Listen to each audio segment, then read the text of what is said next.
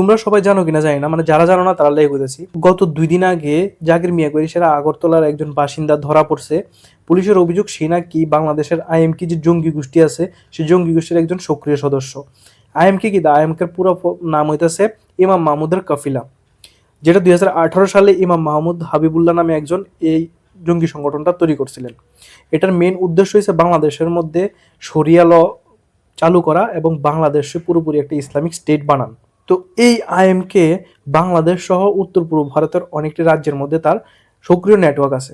যেহেতু সে বাংলাদেশের উপর এই ধরনের কিছু করতে চায়, তাহলে ভারতবর্ষের মধ্যে তার উপস্থিতির কারণ কি? ভারতবর্ষের মধ্যে উপস্থিতির কারণ হচ্ছে এটা, যদি বাংলাদেশ কোনো কর্মকাণ্ড করে তার কোনো না কোনো জায়গার যে তো লুকাইতে লাগবো, আশ্রয় নিতে লাগবো, তো সে শেল্টারের জায়গা হিসাবে সে বাইচা নিয়েছে নর্থ ইস্টারে। তো যেহেতু এটি জঙ্গি সংগঠন, তো তারা তো শুধু শেল্টার না, তারা তো এইসব জায়গার মধ্যে যে কোনো ধরনের কর্মকাণ্ডই করতে পারে। বা ত্রিপুরাবাসী যারা আছি তারা খুব সাবধানতার লোকে থাকবে। যদি কোনো এই ধরনের সাসপিশিয়াস অ্যাক্টিভিটি দেখো, তো সঙ্গে সঙ্গে পুলিশকে ফোন করো, জানাও যে এই ধরনের কিছু ঘটতেছে তোমরা এরিয়ার মধ্যে।